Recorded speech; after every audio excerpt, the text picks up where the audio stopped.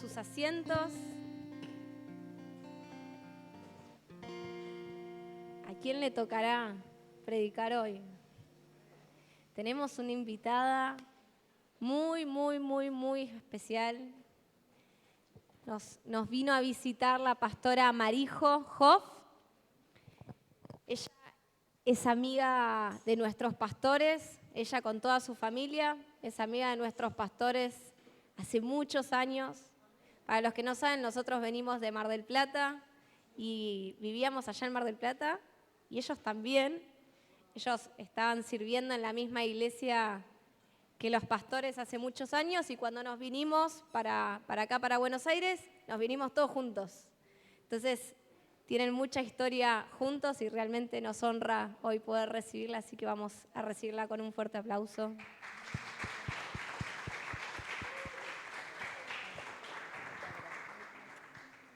¿Qué tal? Buenas noches. Está bien, ¿no? Ahí. Podríamos decir que somos amigos con sus pastores desde que Loana estaba en la panza de Gabriela. Exactamente. ¿Cuántos años tenés, Luli? Hace 26 años que somos amigos, muy amigos, y es para nosotros, para mí, una honra estar en esta noche. Voy a pedir si alguno de los chicos me ayuda y bajo esto un poquito, así, porque soy bajita, entonces les quiero ver las caras. Ahí, gracias, buenísimo. Me honra mucho estar con ustedes. Sigo la historia del Centro Cristiano Calidad de Vida, la sigo semana a semana en nuestras conversaciones con Gabriela, con Gustavo, en nuestras oraciones. Sigo la historia de la Fundación Extensión Vida, también ahí orando y participando. Y créanme, y déjenme decir antes de pasar a la palabra, decirles esto, que tienen una iglesia maravillosa. Y se los digo de todo corazón. Yo sé que ustedes lo saben, sé que ustedes saben que es grandioso lo que como iglesia ustedes están haciendo y están logrando, pero por si en algún momento se les olvida, por si en algún momento intentan compararse con alguna otra iglesia, por si en algún momento se sienten que no están alcanzando las cosas que se supone o deberían, olvídense de todo eso. Ustedes tienen una iglesia maravillosa, no solamente por todo lo que ustedes hacen, todo lo que ustedes dan, sino por la forma en que están acá en la trinchera, cuando un parte del equipo está en el otro lado del mundo. Créanme que hacen ustedes mucho más que muchas iglesias que yo conozco, y miren que conozco iglesias. Mi esposo es el presidente de la Alianza Cristiana de Iglesias Evangélicas, así se llama, que nuclea 15.000 iglesias en Argentina. Así que conocemos bastante de iglesias de diferentes denominaciones, ¿no? Nuestra denominación es la Unión de las Asambleas de Dios, pero conocemos un montón de iglesias y conocemos muchas historias, y déjenme sinceramente darles una felicitación y un aplauso para ustedes. Y de veras es grandioso lo que ustedes como iglesia hacen en el evangelismo. Sé que salen todo el tiempo, sé que oran, sé que ayunan, son una iglesia de oración, de ayuno, y hacen todo lo que está bien. Así que nunca ni por un momento intenten compararse con lo que otras iglesias u otras comunidades hacen. Cada familia es diferente, cada familia tiene un llamado, cada familia tiene una personalidad, cada familia espiritual tiene un ADN, y el Centro Cristiano Calidad de Vida tiene el suyo propio, ¿sí? Amén. Dicho esto, vamos a compartir la palabra en esta noche, y traje para compartir un mensaje que se llama Cuestión de Principios. Cuestión de principios, porque en nuestra vida espiritual tenemos que saber que una de las claves de nuestra vida espiritual, alguna persona que diga, yo quiero crecer espiritualmente, yo quiero servir al Señor, yo quiero ser todo lo que Dios pensó para mí, no me quiero quedar corto o corta con nada, yo quiero cumplir todo el propósito de Dios en mi vida. Y hay algo de lo que pocas veces hablamos, y más allá del poder del Espíritu Santo, que sobre todas las cosas es el que nos capacita para servir a Dios y para hacer todo aquello que Dios quiere que seamos y que hagamos, hay algo que está en las fibras de nuestro interior y que en parte es lo que es nuestra parte, es lo que a nosotros nos corresponde, y se trata de los principios que nosotros elegimos tener. En este tiempo electoral, bueno, venimos, ¿no?, como con un maremoto más o menos desde agosto. Si Dios quiere que se tranquilicen un poco todas las aguas, pero yo no sé vos, yo estoy repodrida de mirar la tele y las peleas, el otro. Estoy harta, quiero paz en mi país, ¿no? Pero esto que uno ve que los políticos, ¿no?, que prometen una cosa, que después hacen otra, y me viene a la cabeza una frase que dice: yo tengo estos principios, pero si no te gustan, tengo estos otros, ¿no? Pero eso no tiene que pasar en nuestras vidas. Nosotros tenemos que tener unos principios, les guste a quien les guste, y no cambiarlos por nada. Y esos principios están en la palabra del Señor. Y en esta noche quiero hablar acerca de David, el rey David, porque me inspira muchísimo. Cada vez que leo, por ejemplo, primera de Samuel o segunda de Samuel, o leo el libro de los reyes, todo, y leo acerca de la historia del rey David, hay algo que me salta al corazón, que digo: wow, qué chabón que era el rey David, ¿no? Era sin igual, o sea, tenía cosas que era... Vos te quedás así que decís: wow, mirá lo que le respondió, mirá lo que hizo, ¿no? Y lo que me lleva a ver es que él tenía como unos principios que digo: ¿quién se los enseñó? ¿A qué instituto bíblico fue el rey David, no? ¿Qué Biblia leyó? Bueno, en ese momento nada, quizás el Pentateuco nomás, ¿no? Pero ¿de qué manera su vida, cuando se habla acerca del rey David, se lo recuerda como el mayor rey de la historia de Israel, de la Israel que nosotros leemos en nuestra Biblia, ¿no? No de la Israel ahora que está pasando esas cositas, digamos, esos misiles para acá y para allá, la nación de Israel desde el punto de vista político, pero digamos del reino de Israel, que es desde donde salió el Mesías. Y se lo recuerda a David como el mayor, el mejor rey de Israel. Y se habla de la época del reinado de David. David fue el segundo rey de Israel. El primero fue Saúl, fue bastante malo, bastante mediocre, desobediente en su reinado. Pero después de todo eso, Dios levanta a David.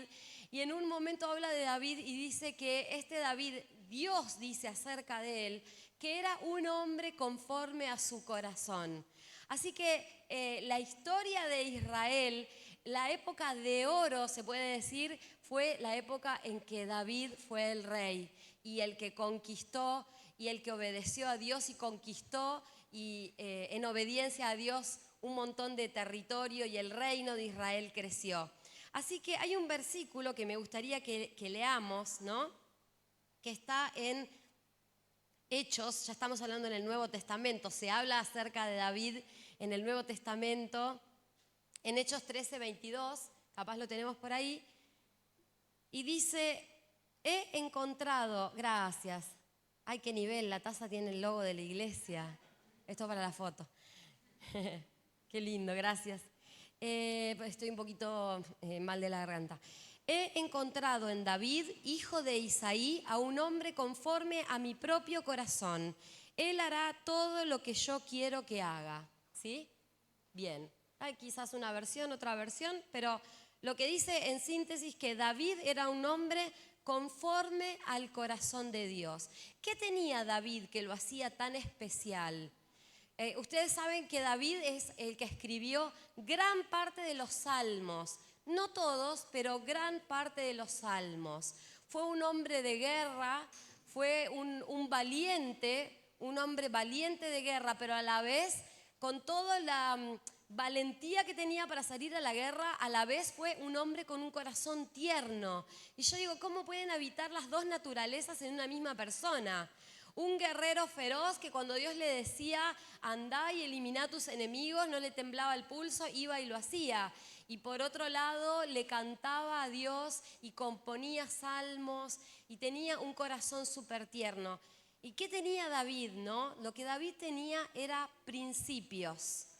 No necesariamente esos principios que él tenía los había heredado de su padre. Esto es algo para anotar, ¿no? No necesariamente los había heredado de Isaí, su padre. Creo que estos principios le llegaron directamente de Dios, de su comunión con Dios, de sus horas en la presencia de Dios, mientras él pastoreaba las ovejas, mientras todos los hermanos estaban en una guerra de egos y en una lucha por el poder. David se iba con las ovejas ahí y cantaba al Señor, y creo que directamente del corazón de Dios le bajaban a David estos principios. Por alguna razón Dios dijo que era un hombre conforme al corazón de Dios. Ahora, no sé vos, pero a mí me encantaría que Dios diga eso de mí. Que Dios diga, Marijo, una mujer conforme a mi corazón, ¿no? Seguramente vos también te gustaría poner tu nombre y que quede ahí registrado que el tiempo que viviste tuviste el corazón que Dios quería, ¿no? ¿Y qué son los principios? Dice el diccionario de la Real Academia Española, que parece que tiene alguna autoridad sobre las palabras, ¿qué es un principio? Dice, una norma o idea fundamental que rige el pensamiento o la conducta. O sea, los principios son aquellas cosas que están adentro de nosotros que después hagan que nos comportemos de la forma en que nos comportamos. O sea, lo que nosotros hacemos, cómo nosotros reaccionamos, cómo actuamos, no es casualidad, ¿sí? Tiene que ver, nuestras acciones están en directa relación con los principios que nosotros hayamos decidido abrazar.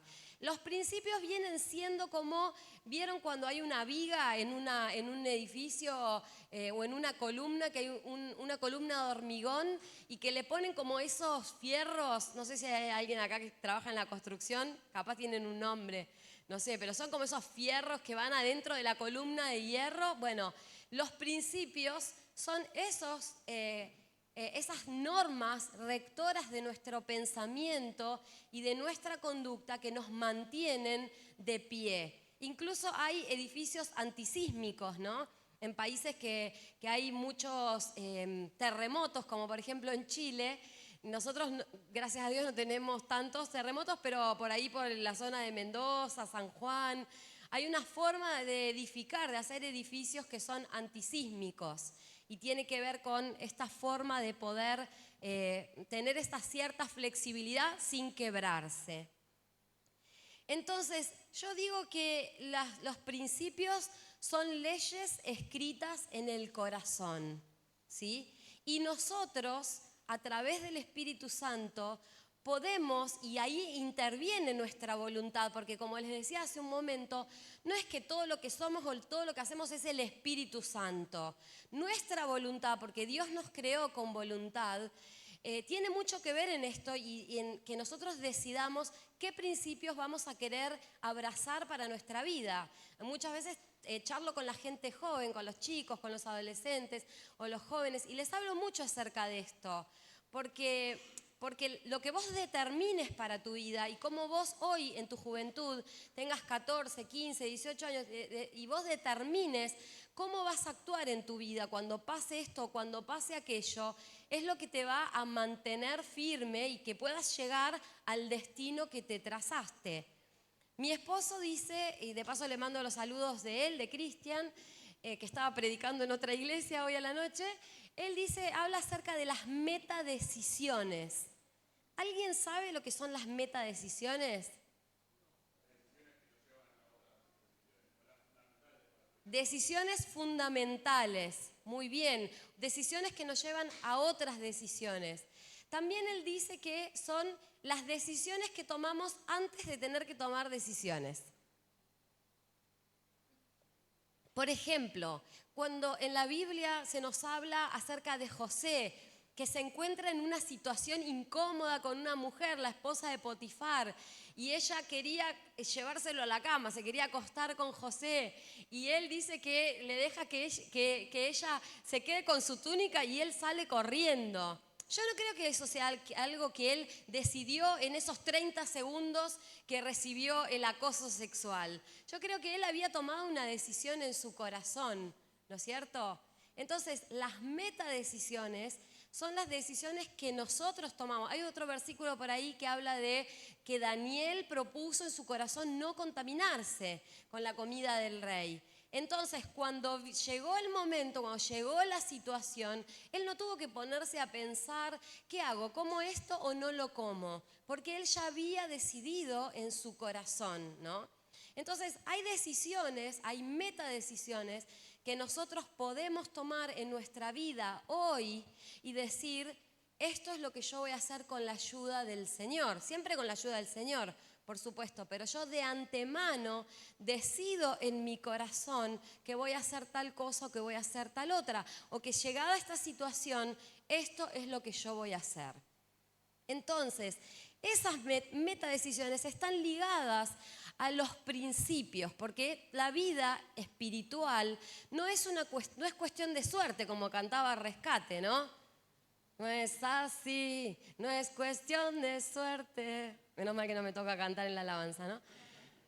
No es cuestión de suerte tu vida espiritual. Tu vida espiritual tiene que ver con las decisiones que vos tomes. Si alguien dice, ay, esta persona se apartó del Señor, se enfrió, pasó esto, ay, es como si un golpe de casualidad hubiera venido y no, o sea, hay decisiones que nosotros podemos tomar y Dios nos creó con libre albedrío.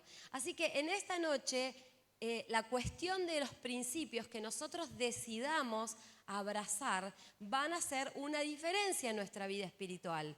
Yo tengo más de 30 años de creyente, conocí al Señor a los 16 y con todos estos años de creyente he visto personas pasar y personas que parecían tener un potencial increíble que vos decías, esta piba se come el mundo, esta va a ser una evangelista tremenda, Dios la va a levantar, o va a ser, y quizás pasaron cosas en su vida, como dijo alguien, digamos, no le vamos a poner un calificativo, pasaron cosas y esa persona dejó los caminos del Señor.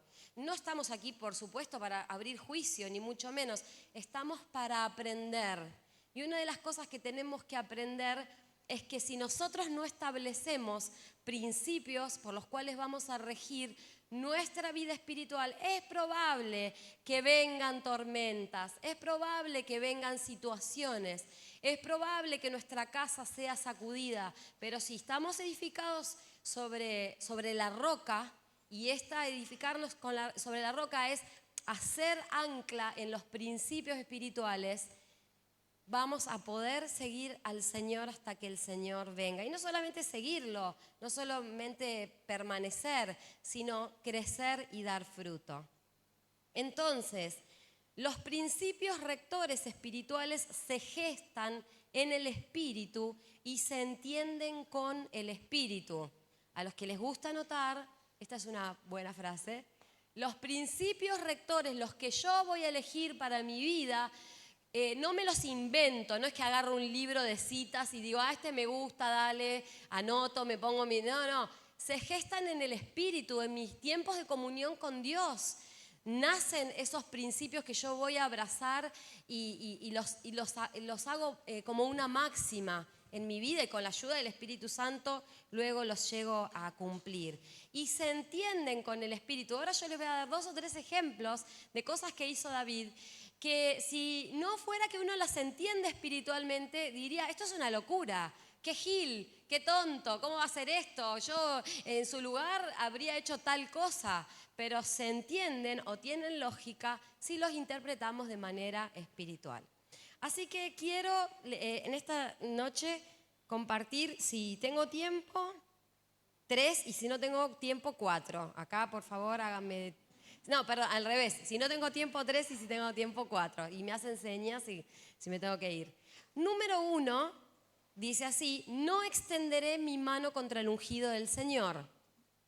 un principio que vemos en la vida de David y que se repite en la palabra de Dios. Ahora vamos a leer un par de textos bíblicos. Es: no extenderé mi mano contra el ungido del Señor, dijo David. Y el principio que está detrás de esa frase o esto que él dice es el respeto por la autoridad espiritual.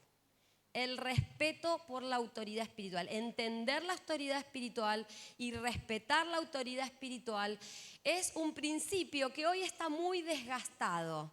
Todo se cuestiona, todo se indaga, todo se discute, todo, ¿no? Se pelean los derechos, se pelea todo y hay que hacer una lectura espiritual de lo que es la autoridad espiritual, porque es espiritual, precisamente. Así que hay un par de versículos. Qué bueno, no extenderé mi mano contra el ungido del Señor. Qué bueno, están despiertos. ¿Quién es que está allá? Muy bien. Entonces vamos a leer 1 Samuel 24, del 4 al 6, y después vamos a leer 2 Samuel 26, del 7 al 11. Y dice así, voy a leer de acá. Entonces los hombres de David le dijeron: he aquí el día que te dijo Jehová, he aquí que entrego a tu enemigo en tu mano y harás con él como te pareciere. Y se levantó David y calladamente cortó la orilla del manto de Saúl. Después de esto se turbó el corazón de David porque había cortado la orilla del manto de Saúl.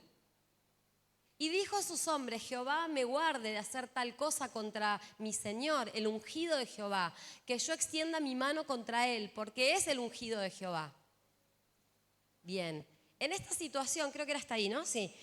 En esta situación, Saúl, que era el rey loco, para después, si quieren, lo pueden leer en su casa, es una historia hermosa, hermosa, hermosa. Saúl, que era un rey loco, estaba persiguiendo a David porque lo quería matar. Saúl le tenía muchos celos a David, le tenía envidia porque Saúl sabía de algún modo que algún día David iba a tomar su lugar. Entonces él quería matarlo a David, hacerlo desaparecer de su vida.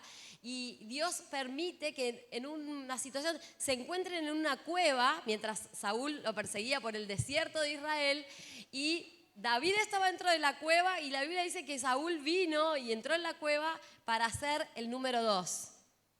¿Saben lo que es el número 2? ¿Saben? Entró en la cueva para hacer caca. Ahí viene el emoji. Y dice que, porque dice se descubrió los pies, que es una forma de decir se levantó la túnica y bueno. Y entonces dice que David lo tenía en una posición súper incómoda y quería, si tenía una espada, lo podía atravesar y lo podía matar. Pero a todo lo que atinó fue a cortarle el borde del manto. Y después que le cortó el borde del manto, cuando Saúl ya estaba lejos, David levanta el borde del manto y le dice: mi señor el rey, yo lo podría haber matado, pero Dios me libre de levantar mi mano contra el ungido. Tremendo. Y todos los que estaban ahí con David le decían: pero qué gil que sos, ¿cómo no lo mataste? Dios te lo entregó en tu mano, lo tenías ahí a punto caramelo y no hiciste, lo dejaste pasar ahora, ¿no? Y después lo vemos que al ratito vuelve Saúl a perseguir a David, y ahí está el segundo versículo, en otra situación en donde David podía haber matado de nuevo a Saúl y de nuevo eligió no hacerlo. Y dice así, en 2 Samuel 26. David, pues, y Abisaí fueron de noche al ejército, y he aquí que Saúl estaba tendido durmiendo en el campamento, y su lanza clavada en tierra a su cabecera, y Abner y el ejército estaban tendidos alrededor de él. Entonces dijo Abisaí a David: hoy ha entregado Dios a tu enemigo en tu mano. Hoy sí, hoy lo matás, hoy le cortás la cabeza. Está dormido ahí, lo único que tenés que hacer es agarrar la espada y cortarle la cabeza. Ahora pues, déjame que le hiera con la lanza, le dice Abisaí, el siervo de David, y lo enclavaré en la tierra de un golpe. O sea, nada, chorreaba odio Abisaí. Y le dice: lo voy a enclavar en la tierra de un golpe con la lanza, y no le daré un segundo golpe. Con el primero ya está, te lo liquido, David. Quédate tranquilo, vos no vas a derramar sangre, déjame que la derramo yo, le dice, ¿no? Y David respondió a Abisaí: no le mates, porque ¿quién extenderá su mano contra el ungido de Jehová y será inocente? Y sigue un poquito más. Dijo además David: vive Jehová, que si Jehová no lo hiriere, o su día llegue para que muera, o descendiendo en batalla perezca, guárdeme Jehová de extender mi mano contra el ungido de Jehová. Pero toma ahora la lanza que está a su cabecera y la vasija de agua y vámonos.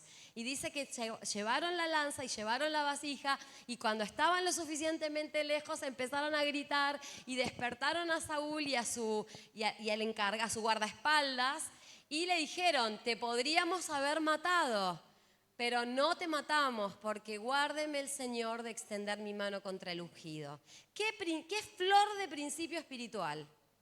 ¿Cómo lo llevamos a la realidad nuestra hoy en día? Porque vos podés decir, qué lindo todo esto de Saúl, pero ¿y hoy, año 2023, qué onda? ¿Qué tiene que ver esta palabra conmigo?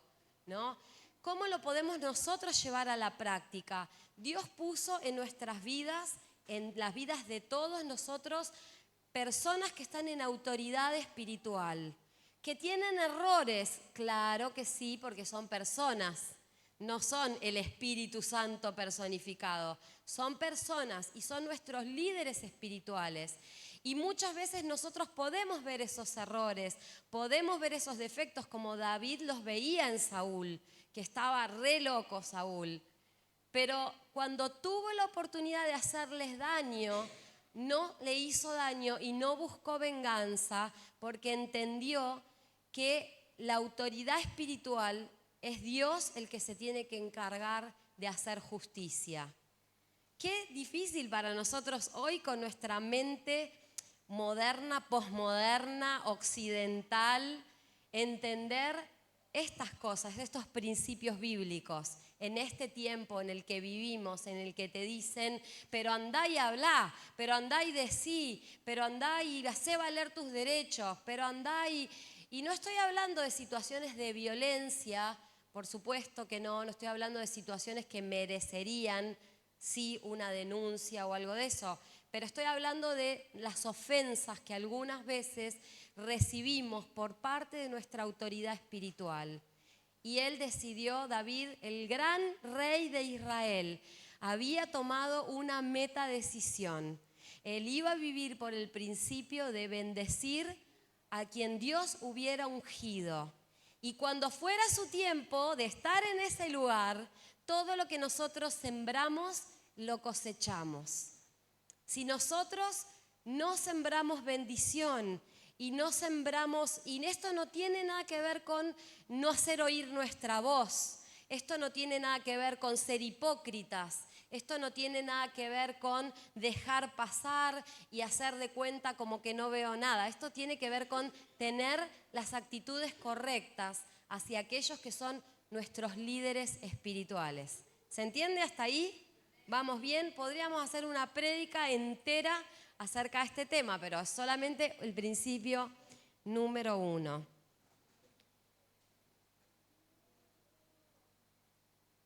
Número 2. Principio número 2. Ustedes van a encontrar más principios en la vida de David. Yo traje algunos nomás. Principio número 2 dice: no beberé de esta agua, dijo David. No beberé de esta agua. Y el principio es reconocer la dignidad de todos los hombres. Así como David entendió la santidad o la protección o el respeto o la honra que se le debe a aquellas personas que están en autoridad, y cuando digo en autoridad no solamente me refiero a autoridad en la iglesia, como por ejemplo nuestros pastores, sino en autoridad. En tu trabajo vos seguramente tenés un jefe, si no sos jefe. En tu facultad tenés profesores, tenés directivos.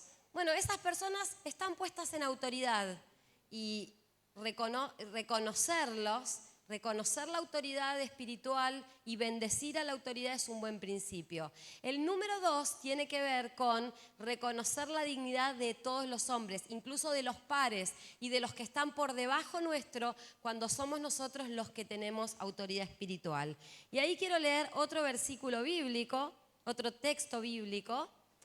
que está en segunda de Samuel 23, y en una ocasión David había venido de una batalla y estaba cansado y realmente era el rey, ya tenía toda la chapa del mundo, no necesitaba, no era un rey nuevito ni nada de eso, ya había llevado reinando mucho tiempo, era una persona a la que se le daba mucha honra, y en un momento David deja escapar un deseo y dice: ¿quién me diera a beber de las aguas del pozo de Belén? Y tiene como una especie de nostalgia porque extraña su tierra, ¿sí? Y ahora vamos a ver lo que pasó. Dice así, segunda de Samuel 23, dice: y 3 de los 30 jefes descendieron y vinieron en tiempo de la siega a David en la cueva de Adulam, y el campamento de los filisteos estaba en el valle de Refaim. David entonces estaba en el lugar fuerte y había en Belén una guarnición de los filisteos. Estaban en Belén, que era el lugar donde David había nacido, estaban los filisteos como ahí cuidando, ¿no? Hoy Belén corresponde a lo que se llama Cisjordania. Ahora estamos aprendiendo mucho con todo esto de la guerra de Medio Oriente, ¿no? Todo lo que es la franja de Gaza, que era todo el territorio de los filisteos, y Belén, que estaba en lo que hoy es Cisjordania, del lado del Jordán para acá, que hoy también están los palestinos en ese lugar. Y David dijo con vehemencia: ¿quién me diera a beber del agua del pozo de Belén que está junto? Y en este momento también estaban los que hoy serían los palestinos, eran los filisteos, ¿no? David dijo con vehemencia: ¿quién me diera a beber del agua del pozo de Belén que está junto a la puerta? Entonces los 3 valientes irrumpieron por el campamento de los filisteos y sacaron agua del pozo de Belén que estaba junto a la puerta, y tomaron y la trajeron a David, mas él no la quiso beber, sino que la derramó para Jehová en adoración, diciendo: lejos sea de mí, oh Jehová, que yo haga esto. ¿He de beber yo la sangre de los varones que fueron con peligro de su vida? Y no quiso beberla. Los 3 valientes hicieron esto. Y yo, si soy los valientes, lo agarro y no sé, lo agarro a trompadas a David. Arriesgamos nuestra vida para cumplirte un deseo. Nos metimos en el campamento de los filisteos para traerte el agua que vos dijiste que querías y ahora la tirás. Pero David no la tiró en desprecio. La derramó en ofrenda. Había una ofrenda en el Antiguo Testamento que se llamaba libación, que era una ofrenda líquida, que a veces se hacía con aceite o también con agua, ¿no? Así que David se siente le viene tanta humildad a su corazón por el hecho de que estos hombres valientes que estaban dispuestos, que estaban jugados, que estaban dispuestos a perder su vida, habían hecho esto y él no se sintió digno. Y entonces adoró al Señor y derramó esta agua. Y es como que David dice más adelante en un versículo: eso sería como beberme, en otra versión, eso sería como beberme la sangre de hombres que se han jugado la vida, ¿sí? Sería como beberme la sangre de hombres que se jugaron la vida. Y el principio de que todos los hombres son dignos no importa en el rol o en la escala en la que nos toque estar en la organización, en la vida. Todos somos iguales delante de los ojos de Dios, ¿sí? Para algunas, por cuestión de organización y por cuestiones prácticas, Dios levanta personas que ocupen diferentes roles de autoridad o de liderazgo, pero eso no quiere decir que eso sea más delante de los ojos de Dios. Es solamente para que el plan de Dios se cumpla y haya organización, sino que todos los hombres son iguales delante de Dios. Por razones prácticas, como digo, hay escalafones y jerarquía, pero eso no nos da derecho a enseñorearnos. Y esto nos marca un hermoso principio de liderazgo. David trataba a sus súbditos con dignidad. Nosotros hoy vemos que en muchos lugares e incluso también en muchas iglesias no se trata con dignidad a las personas, o algunos líderes se enseñorean de sus lugares y tratan a las personas que están sirviendo bajo su cargo no con toda la honra y no con todo el respeto. Tristemente lo digo, porque no debería ser así, pero no los tratan como David trató a estos 3 valientes. Entonces, esto es un principio que nosotros podemos aprender en la vida de David para cuando nosotros tenemos liderazgo, para cuando nosotros tenemos autoridad, para cuando Dios nos ponga en esos lugares también, cómo nosotros vamos a valorar a las personas que sirven a Dios bajo nuestro liderazgo y a los que nos sirven a nosotros. Porque algunas veces nosotros servimos a las personas, sirviendo a Dios, servimos a las personas. Y no está mal, está bien, ¿sí? Siempre y cuando haya ese trato de dignidad y de respeto y de comprensión de que todos somos iguales. ¿Está bien? Principio número 1, entonces, reconocer la autoridad espiritual. Principio número 2, reconocer la dignidad de todos los hombres. Principio número 3, no ofreceré holocausto o no ofreceré sacrificio que no me cueste nada, dice David. No ofreceré un sacrificio, no le voy a dar una ofrenda a Dios que no me cueste nada. Y este es el principio de la integridad y la generosidad. Dice la historia, cuenta la historia, que en un momento David quiere comprar un terreno, quiere comprar un territorio, y aquella persona a la que David le quiere comprar le dice, no, vos sos el rey, ¿cómo te la voy a vender? No, deja que te lo regalo. Y David dice, no me lo regales porque yo lo estoy comprando para la casa de Dios. Y yo no le voy a ofrecer a Dios, no le voy a vender a Dios gato por liebre. La tengo que comprar en su justo, ¿cómo dice? En su justo precio, lo tengo que comprar en su justo precio. Dice así, 2 Samuel 24, del 22 al 24. No ofreceré sacrificio que no me cueste nada. Esta es mundial, ¿no? Dice, y Arauna, el dueño del campo, le dijo a David, tome y ofrezca a mi señor el rey lo que bien le pareciere. He aquí bueyes, le estaba ofreciendo también para hacer un sacrificio en su territorio. Dice, he aquí bueyes para el holocausto y los trillos y los yugos de los bueyes para leña. Todo esto, rey Arauna, lo da al rey. Luego dijo Arauna al rey, Jehová tu Dios te sea propicio. Y el rey le dijo a Arauna, no, sino por precio te lo compraré, porque no ofreceré a Jehová mi Dios holocaustos que no me cuesten nada. Entonces David compró la era o la tierra, el territorio, y los bueyes por 50 siclos de plata. Ahí estamos, ¿no? La tentación de negociar con Dios, la tentación de manipular lo que tenemos que dar para Dios. Seguramente en algún momento de tu vida, si tenés unos años ya en el camino del Señor, Dios te puso en tu corazón de dar algo. No sé, ¿te pasó alguna vez? Y ese algo era algo un poco más grande de lo que vos querías o podías, o racional o humanamente estaba dentro de tus parámetros para dar. ¿Qué pasó después? ¿Cómo siguió la conversación? Siguió algo así como, no, Señor, pero mirá, mejor si yo doy esto, es lo mismo porque mirá. Nosotros este año tuvimos en nuestra iglesia una campaña que se llamó Dar es Dar. No en honor a Fito Páez, por supuesto, pero le pusimos Dar es Dar y incentivamos mucho la generosidad y el desprendimiento, de desprendernos de cosas. Así que comenzamos haciendo una campaña de recolección de zapatos. Pero les dijimos a las personas que no dieran los zapatos que les sobraban, sino que los que se animaban a tomar este desafío dieran el mejor par de zapatos. El más lindo, el más nuevo, el que más les gusta, el que te lo pones y todo el mundo dice, qué lindos esos zapatos.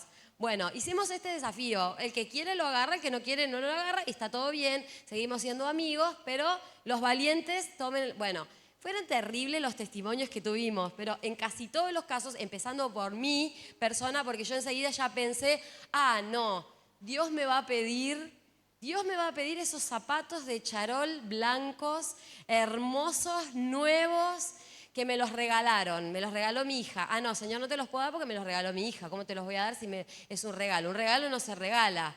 No sé, miren, todo lo que negocié con Dios, tengo estos otros que son más lindos, bueno, no, todo lo que negocié con Dios y una voz adentro mío me decía, no, son esos.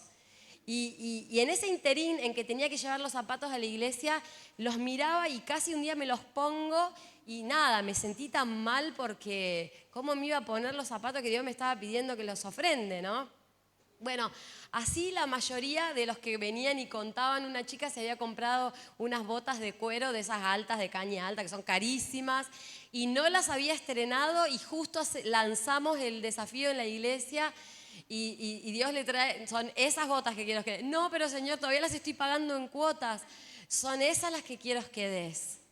Y a través de eso Dios nos enseñó mucho como iglesia que en realidad a Dios no le importan las botas nuevas o los zapatos de charol. A Dios lo que le importa es nuestro corazón y lo apegados que nosotros estamos a ciertas cosas.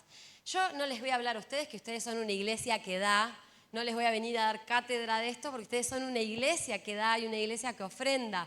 Pero no viene mal recordar esto de que nuestro corazón humano muchas veces busca negociar con Dios para no dar, ¿sí? Hay personas que negocian con Dios para no dar el diezmo y dicen, no, porque el diezmo es algo que se habla en el Antiguo Testamento, no se habla en el Nuevo, y empiezan a buscar y buscan en internet el diezmo, si lo tienen que... Entonces encuentran el argumento y dicen, bueno, ya encontré el argumento.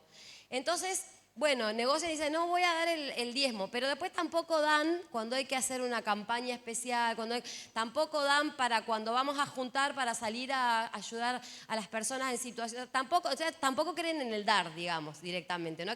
Al final no era que no creían en el diezmo, no creían en el dar o no querían dar, ¿no? Y eso es cuando nuestro corazón tiene que ser trabajado por el Señor. David es un maestro en esto. Cuando viene que era un súbdito que yo imagino que le dice, mirá, David, yo te regalo toda la tierra, te regalo todos los bueyes, como una forma de honrarte. Y él dice, no, yo no le voy a dar a Dios gato por liebre. No voy a llevármela de arriba la ofrenda. La ofrenda es algo que yo tengo que dar. No sirve si me lo dan para que lo dé, ¿no? Cuando yo era más chica iba a la iglesia católica, yo era católica, y nos sentábamos en filita con mis hermanos, y estaba mi mamá y qué sé yo, y cuando llegaba el momento de la ofrenda, ella nos sacaba y nos ponía un billetito a cada uno en la mano, y cuando pasaba en el cepillo de la ofrenda, todos los primos dábamos, ¿no? Y entonces, claro, era lo que nos daban nuestros padres, pero cuando somos nosotros los que tenemos que sacar de lo nuestro para darle a Dios, la historia cambia un poco. Así que David entendió este principio espiritual. Yo ya voy a ir cerrando, ¿eh? No, me parece que voy a dar 3 principios. El cuarto se los doy la próxima vez que venga. Dice, quiero leer un par de cositas. Dice, la tentación de darle a Dios algo que no nos cuesta, ¿sí? Generalmente Dios nos pide algo que nos cuesta, pero no porque Él lo necesite. Él es el rey de todo el universo, Él no necesita nada de nosotros. Él quiere ver hasta dónde nuestro corazón está comprometido con Él. Y generalmente lo último, lo que más nos cuesta convertir es nuestro bolsillo. Lo que más nos cuesta convertir y entregar a Dios es nuestra finanza. Le damos adoración, le damos tiempo, le damos servicio, pero no le damos dinero, porque eso es mío. Yo tengo derecho sobre lo mío. Y la palabra nos muestra que esto no es así. Aprender a dar no es cuestión de cuánto, sino de cómo. No es cuestión de cuánto, sino de cómo, de con qué corazón. Dentro de cada uno existe, esto es una frase que me copié de un libro, dentro de cada uno existe una batalla entre el egoísmo y la generosidad. Es una batalla en donde la generosidad tiene que triunfar, ¿sí? Es una batalla dentro de cada uno de nosotros. Cada vez que nosotros damos ofrenda al Señor, ustedes deben saber que nuestros diezmos le pertenecen a Dios, dice la palabra. Este 10%, Cuando yo doy mi diezmo no estoy haciendo nada espectacular, nadie me tiene que aplaudir porque estoy haciendo algo, o sea, estoy haciendo lo que me corresponde, le estoy devolviendo a Dios algo que le pertenece a Él porque la Biblia dice que nuestros diezmos le pertenecen a Dios. De ahí para arriba, cuando ahí yo empiezo a dar una ofrenda, recién ahí estoy haciendo algo un poquito más loable, ¿sí? Algo como que bueno, o sea, además de tu diezmo, diste una ofrenda. Digamos, está siendo más generoso. Y en un tercer lugar o en un tercer escalón son aquellas ofrendas extraordinarias que se llaman cuando Dios directamente nos dice o nos pone en nuestro corazón que demos algo que realmente nos cuesta por causa de su obra, por causa del amor al otro que lo está necesitando, por causa de comunicarle. Cuando hicimos esta campaña de colecta de estos zapatos, los fuimos y los llevamos en 2 hogares, un hogar de chicas rescatadas de la trata de personas y un hogar de varones que están siendo rescatados de las adicciones. Y si bien ellos están todo el tiempo internados, en ambos hogares están prácticamente internados, queríamos regalarles zapatos que fueran lindos y que les comunicaran, así que hicimos una lista de talles y todo, hicimos toda una logística ahí. Queríamos, y adentro de cada zapato le pusimos una cartita de parte de la persona que lo donaba, que no sabía a quién iba a llegar. Queríamos comunicarles cuánto Dios les amaba y cuánto Dios estaba interesado en su recuperación. Así que eso fue para todos nosotros una ofrenda extraordinaria porque dimos lo mejor, no lo que nos sobraba, sino lo mejor. David le dio a Salomón el equivalente de 21.000 millones de dólares y Salomón construyó, en esta era de Arauna que vimos en este territorio, Salomón construyó un templo. Así que David fue precursor al comprar esa tierra con su dinero, porque después de ahí se levantó el templo del Señor. Así que para ir cerrando ya, para que podamos meditar en nuestro corazón, hay muchos principios que podemos extraer de la vida de David.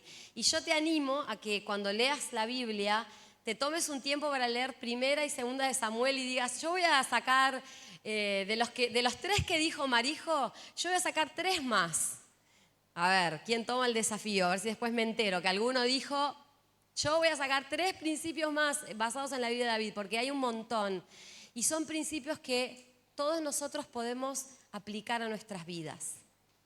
También hay principios espirituales que en esta noche quizás Dios está poniendo en tu corazón o Dios ya puso en un tiempo pasado en tu vida y vos le estés dando forma a eso.